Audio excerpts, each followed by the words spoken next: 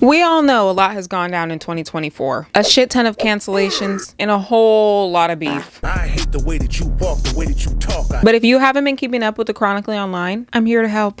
Hey guys, it's Alasia, and today we are going to be going over everything that happened this summer. And if you missed what was happening in the beginning of the year, fear not. I've made a part 1 to this video if you guys want to go watch that first. Who is Fannita? Gag it. Fannita is a content creator who started out making commentary and reaction type videos. Her commentary was usually a mix of being supportive. I've been seeing a lot of comments like, I have roles. Life is so much more fun when you don't give a fuck. And being a freak. What I find absolutely hilarious is when y'all comment, I want to be your best friend. No, you fucking don't. I like to show my pussy on FaceTime. She say she feels safe over here. You can shoot inside me.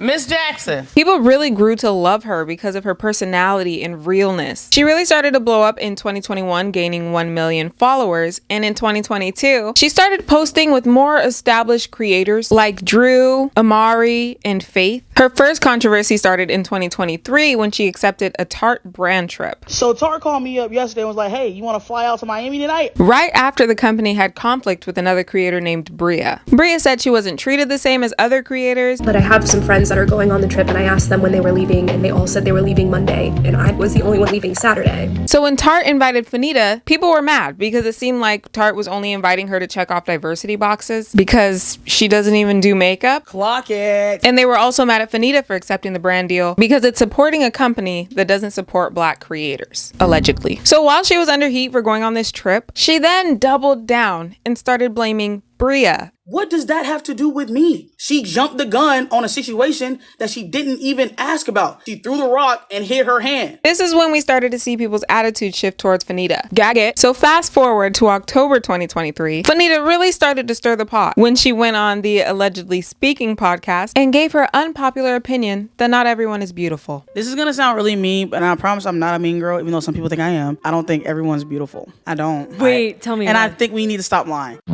I mean, I understand what she was trying to say, but in my opinion, she could have worded it differently because everyone's beautiful to someone and everyone is ugly to someone. But viewers were mad at this take because the way she delivered it was giving off mean girl. And after her response video was made, the topic died down. And finally, in 2024, Fannita made a video talking about the pay differences between Black and white creators, where she explains how she gets paid much less for doing more than her white counterparts. My manager has clients on her roster. My manager has white and Black clients on her roster. Who do you think gets paid less than her white clients? The problem with her take in particular that rubbed people off the wrong way is that she compared herself to Alex Earl, who has a different following than her and makes different content. Alex Earl has 7 million followers, whereas Fannita at the time only had 2.3 million. Alex's content was about lifestyle and makeup and clothes. So brands are more likely to reach out to her to sell their products because products are being shown in her videos. And Fannita's content is comedy. So the brands that reach out to Fannita won't be the same ones that are reaching out to Alex. But in all honesty, I know Fannita's jumping up and down right now because Alex is being canceled for being racist. It started off as a constructive conversation that needed to be had because Fannita is not the only creator who is going through this. I did a brand deal one time, and this white kid did a brand deal one time, and he got paid 4 times as much as I got paid. We went to Coachella last year, and you see the white creators, and they're very like, you're drugged up, you're drunk, like you don't take it seriously. Yeah. This is not a job for you. Like you have so much opportunity. But then the conversation switched tones, and she started turning on her supporters and not only her haters like in the past. And also, brokies, before y'all get mad at me, I make more money than you do. Fans were not happy with her new take because they felt like we were losing the plot a little bit. I'd rather learn Braille than watch that video again. And then having all you other stupid, ignorant people in there talking about clock it. I need y'all to learn how to read an actual clock, and it's not an analog. Do you know what an analog clock is? Quickly, you stupid ass fucking people. Throughout all of this happening, Fannita linked up with a very popular creator named Carrington. Darling, guess who's back from jail? Where she was in a car trying to kiss him and he looked very uncomfortable. And fans were starting to think that she was in a manic state, comparing her to Gabby Hanna. I'm not sure how close they are or if the videos were jokes, but either way, Carrington looked uncomfortable and people were concerned. But maybe you'll kiss me behind scenes. Any of these white boys I like, I'ma fuck them. Hey, Carrington getting fucked tonight. I think think everything is fine now because she recently posted a video in June of Carrington on her podcast, and they seem to be having a good time, so I don't know what all that was about. Some felt like she was just hurt, and the confidence that she was feeding us was just a mask to cover up the pain that she's felt since losing weight. But all of her videos talking down on her fans made her lose 300,000 followers in 2 months. Shortly after her videos of crashing out went viral, she made an apology video. The apology really didn't seem sincere because she literally made a video saying that she's always been this person. She just didn't have the look to back it up. There are many days where I didn't have anything to eat but tears. Everybody broke needs to be mute. I would eat food out the trash like a raccoon, like a rabbit.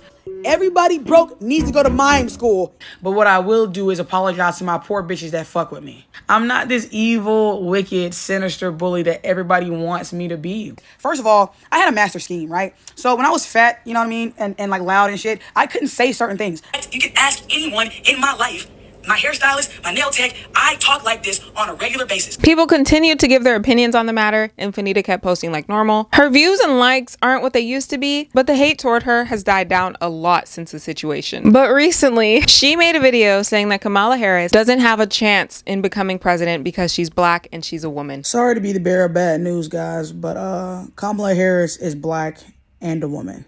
No chance in hell. I don't need to explain how this is problematic, but at this point, I don't know if Fannita can come back from the hole she's dug herself in.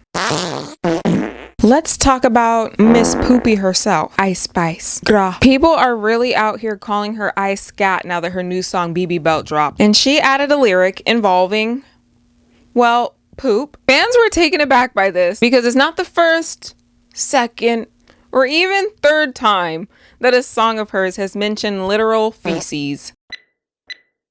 I'm as poopy like I need a diaper. Shitting on bitches, my hobby, I be going dumb. I'm finna pull on these bitches like Winnie. Shitting on bitches, no potty. Think you the shit, bitch? You not even the fault. I'm the shit, I'm that bitch, I'm as poopy. I'm as poopy, but I never smell. There's an obvious trend here. I'm as poopy like I need a diaper. I feel like when she dropped her song, Think You the Shit, she saw how well it was doing on TikTok and ran with it. I remember when I first heard that line and I was in utter shock at the vulgarity. But now that all of her songs involve bowel movements, her fans are tired of hearing the same thing. Her man on my DM so fast, poopy out my ass. People feel like she's only making music for shock value and not the art itself. Maybe she has a scat kink. Maybe she's representing the IBS community. We don't know. So Ice is under heat right now because of her music, but also because of a love triangle involving her, another rapper called Central C, and TikTok creator named Mads. She's had rap drama before, like that small little beef with Lotto that was going on. I just want a one-on-one, don't know why she's so nervous. But I'm in the back of your weak ass snippet. But this drama took a mind of its own. It's reported that Central C and Mads started dating in 2022, then broke up in 2023, but were seen this summer on a trip together. Shortly after they were spotted on this trip together, Central C was spotted with Ice Spice and publicly commenting on her Instagram. A week after allegations started to circle, Ice dropped her song with Central C, I ain't tripping up. Alright. which is essentially about cheating. He got a, but you know I don't tell. Once the song was out, people figured it was a PR stunt to promote the song, but Mads debunked that theory by making a video on how she had no idea about what was going on. Imagine you break up with your boyfriend one night and the next day he is posted up with Ice Spice and Chrome Heart. So while Mads is posting about being done wrong by Central C, people were giving Ice the side eye because she was posting on her TikTok with shady captions and videos of them together. Me after taking her man, and the caption, trouble, which was a jab at Central C's comment that he left on her Instagram post. So you can imagine that after seeing Mads videos versus Ice Spice's, the Mads fans were going crazy in the comments, calling her a hoe, saying that she's ugly and that Mads is better. And it's still going on today, 2 months later. And Ice still hasn't acknowledged the beef. Grah. Some think that the whole thing was a publicity stunt to make her song trend. Others think that she's a homewrecker. And on the other side of things, Ice Spice's fans are wondering why she's the only one receiving hate when Central is the one who supposedly cheated. The whole situation is a mess. And a mess is what MrBeast has gotten himself into these last couple of months. More and more continues to be said about the MrBeast drama. The downfall of the MrBeast company. This all started when Rosanna, a popular YouTuber, called out MrBeast on the fairness of his challenges. She was featured on his hide and seek video where she made it to top 3 by the end. But when it was posted, MrBeast allegedly cut her out to make it seem like Logan Paul was in the top 3. They have like, okay, top 3 is Larry and Logan Paul and Zach King. They weren't top 3. I beat Logan Paul. They said is absolutely no climbing in the air vents or the ceiling. So I am up here. Okay, I feel good about this spot. When the allegations came out, people were coming for Rosanna, saying that she's making a big deal out of the situation and she shouldn't care because she wasn't the one that won, and the whole situation was swept under the rug. Until Ava Tyson, MrBeast's former coworker and best friend, was exposed for engaging in inappropriate conversations with minors and sharing revenge porn of Jeanette McCurdy. Pictures to her boyfriend, her now ex-boyfriend, and he leaked them out, and but the link's in the description if you want to see them. I mean, I'm not endorsing people to go look at somebody else's private business, but I know that you know, people might want to see them, so it's there if you. And this whole topic was brought to light because a creator named Prism42 made a video making claims that Ava was a groomer. The person who was talked about in that video then came forward to say everything in Prism's video was a lie. These videos are massive lies and twisting the truth. Ava never did anything wrong and just made a few edgy jokes. I was never exploited or taken advantage of. MrBeast responded to the allegation saying, I've seen enough online and taken immediate action to remove Ava from the company, my channel, and any association with MrBeast. I do not condone or support any of the inappropriate actions. Fans weren't buying this apology because if Ava was doing this on Discord publicly, imagine what was happening behind the scenes that MrBeast must have known about because of their longtime friendship. Because Ava has been a supporter of the controversial artist Shadman. Shadman got a lot of controversy because he drew very graphic images of Keemstar's 8-year-old daughter, and also did a series of drawings about a then 12-year-old Daphne Keem being victim of group assault by the cast members of Logan. It has been proven that MrBeast knew that Ava was a fan of Shadman because he's been to her apartment where he's seen the artwork there. While the Ava controversy was happening, more controversy strikes as MrBeast's new TV show, The Beast Games, was announced. Back in March this year, Amazon gave MrBeast $100 million to create a game show with 1,000 contestants and a $5 million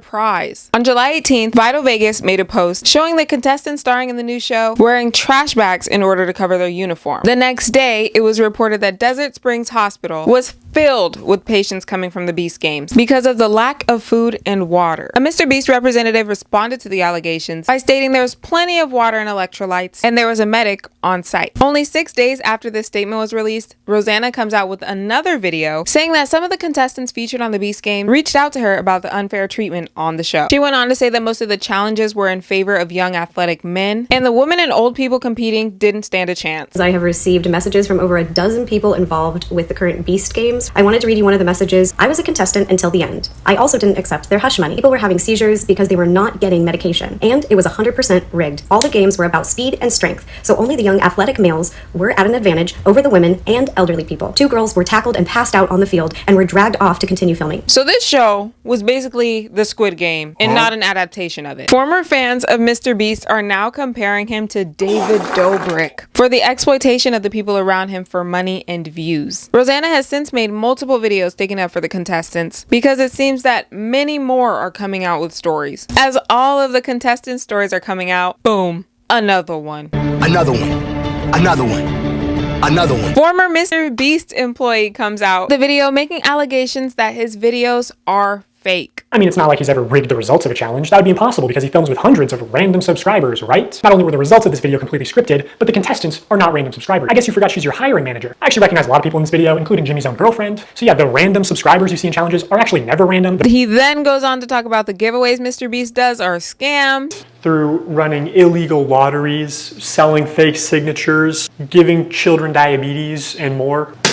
Currently, his most recent allegation is that he uses child labor to produce his Feastables chocolate. Chocolate is notorious for its exploitation of children using child labor and slave labor. With that being said, I'm going to try to prove my first point, that MrBeast is using child labor and slave labor for his chocolates today and has been since late 2023. At the rate this is going, who knows what other information will come out about MrBeast. Kind of like how new information is coming out about Blake Lively. All of this drama started with Blake's press tour for her new movie, It Ends With Us, where she was promoting the movie to be fun and cutesy and girly pop, telling viewers to come with their girlfriends and wear their florals. It Ends With Us is in theaters now, so grab your friends, wear your florals, and head out to see it. But she didn't disclose what the movie was actually about, and even used the press tour to promote her new hairline, which viewers thought was disrespectful and inconsiderate, considering the movie is about domestic violence. Am I the only person that thinks it is crazy that Blake Lively literally launched her hair care brand the same time as the movie It Ends With Us is launching. Justin Baldoni was one of the few actors who starred on the movie who actually spoke out about the important themes. He spoke about how he felt when he read the books and how much it meant to him to be a part of this production. I wanted the scene with Lily and Ryle to be as emotionally impactful as what I read for the first time. Her choosing something different for herself than was chosen for her. While Blake went on interviews with a careless attitude, when asked how she would react to a fan approaching her and connecting with the movie, she responded, "For people who see this movie, who relate to the topics of this movie, what's the best way for them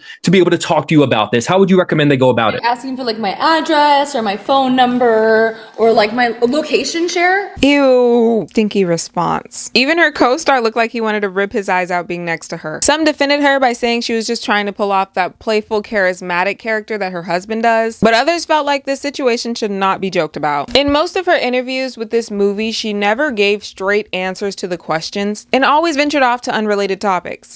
What has been the best part in making this particular movie?